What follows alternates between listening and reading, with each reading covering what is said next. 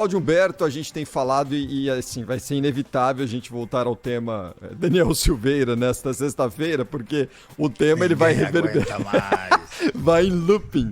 Mas enfim, pelo menos alguns sinais começam a brotar aqui e acolá, e hoje pelo menos uma sinalização importante partiu do presidente da Câmara, Arthur Lira, que levantou a mão e lembrou pra gente que os problemas do país vão além dessa discussão Daniel Silveira, que a gente se amarrou nela já há 10 dias, essa discussão chata pra burro, mas enfim, o Brasil tem inflação, tem outras questões a resolver pela frente, né, Cláudio? Pois é, em política frequentemente são mais importantes as coisas que não são ditas, né? E o presidente da Câmara, o deputado Arthur Lira, não fez qualquer referência a essa questão aí do Daniel Silveira, tornozeleira, comissão CCJ, não sei o quê. Não, ele atacou durante um evento na Federação das Indústrias de Santa Catarina, ele atacou formalmente, ou frontalmente, né, a questão dos problemas que o Brasil precisa enfrentar, dos grandes desafios nacionais, né? Como você disse, ele mencionou a inflação e o desemprego.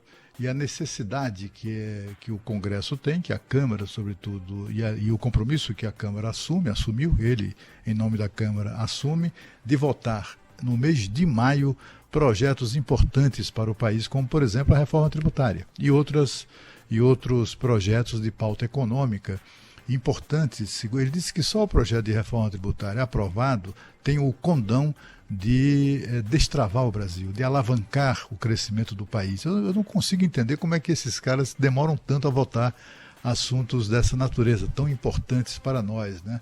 Para os brasileiros, e sobretudo para aquelas pessoas que precisam manter os seus empregos ou recuperá-los. E são muitas que estão no desemprego ainda, já foram, enfim, mais de 3 milhões de empregos recuperados nos últimos anos, mas ainda há aí 11 milhões de pessoas que precisam voltar a trabalhar, voltar a ter a dignidade do emprego.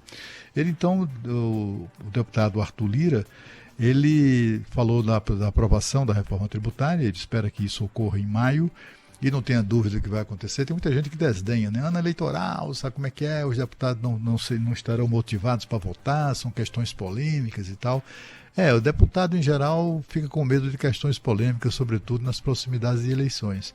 Mas tem uma coisa que faz com que eles adquiram repentina motivação. É a palavra de ordem do presidente da Câmara quando ele tem liderança, e é o caso de Arthur Lira. Se ele está dizendo que a Câmara vai votar mesmo, não tenha dúvida nenhuma, né?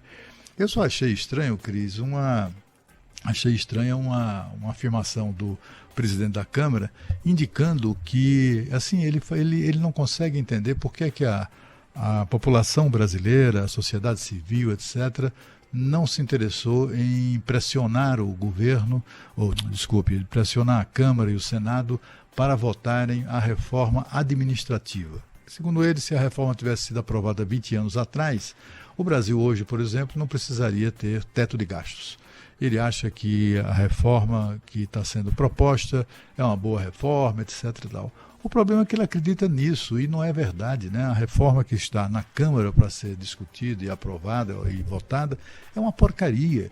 É uma reforma que só mexe nos privilégios, nas regalias, nos marajás, nas mordomias, nos penduricalhos, para as próximas gerações de servidores públicos. Aí não nos interessa mais. Queremos mexer agora.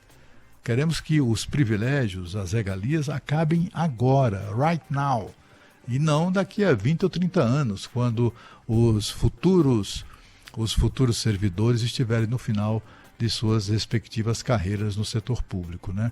Talvez por isso, talvez o presidente da Câmara não tenha entendido. E ele se orgulha muito de dizer, o projeto não mexe em conquistas das categorias. É para mexer. Mas é exatamente para isso que uma reforma que mexa na Constituição serve.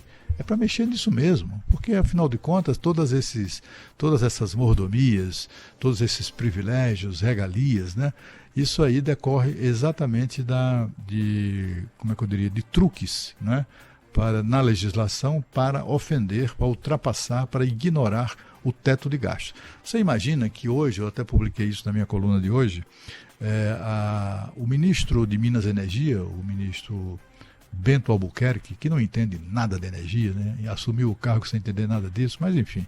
Mas é um homem de direito, um homem decente, o presidente confiou nessa decência do ministro, que ele se prepararia e tal. Na verdade, o ministro foi engolido, né, pelos interesses bilionários do setor de energia ali, que gravitam ali em torno do seu ministério. E aí ele fica cuidando dos seus, né? Ele fica ali arranjando boquinhas bastante ambicionadas, né, para para outro, né?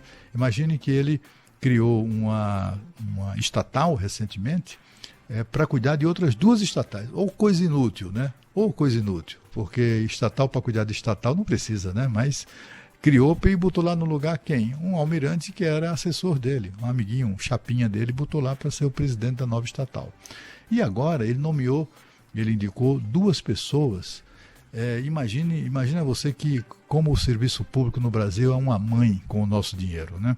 O ministro de Minas e Energia nomeou duas pessoas, Cristiano Vieira, seu assessor, seu secretário, para o cargo de diretor do Operador Nacional do Sistema. Muita gente nem sabe o que é isso, ou nem sequer se isso existe, mas é um organismo que administra ali as cotas de energia, não sei o quê, essa coisa bem técnica, e quem paga essa conta somos nós e não as empresas de energia. Pois bem, esses dois diretores, um é diretor de operações, esse Cristiano Vieira, e a outra é a Elisa Maia, que saiu, perdeu lá a boquinha lá de diretora da ANEEL e ganhou um cargo ainda melhor nessa ONS, que é o Operador Nacional do Sistema. Sabe quanto é que vai ganhar cada um, Cris? R$75 mil por mês. Eu estou falando disso, né? Quer dizer, o que a reforma tributária, administrativa devia cuidar era exatamente desse tipo de coisa. Como pode um Estado brasileiro quebrado pagar R$75 mil a diretores do Operador Nacional do Sistema? Paga R$90 mil de salário ao diretor-geral do mesmo organismo. O diretor-geral ganha 90, os outros diretores 75 mil. Num país como o Brasil, né?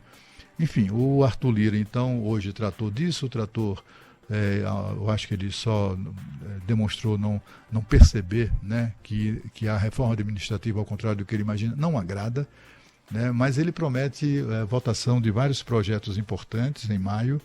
Um projeto, por exemplo, que cria o Sistema Eletrônico de Registros Públicos, que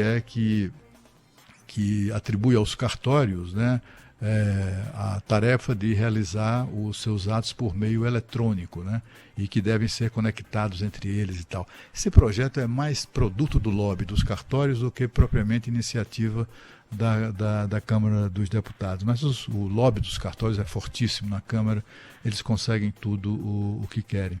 Outra coisa importante que deve ser votada é o marco legal para uso de garantias destinadas à obtenção de crédito.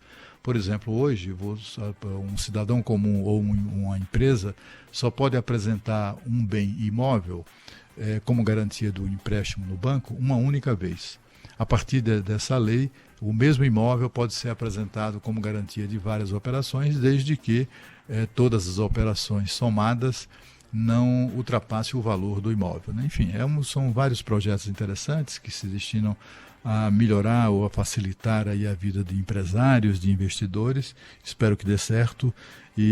Mas, enfim, com tudo isso, o presidente da Câmara demonstrou que é possível falar sobre os problemas do país sem mencionar o nome do deputado Daniel Silveira.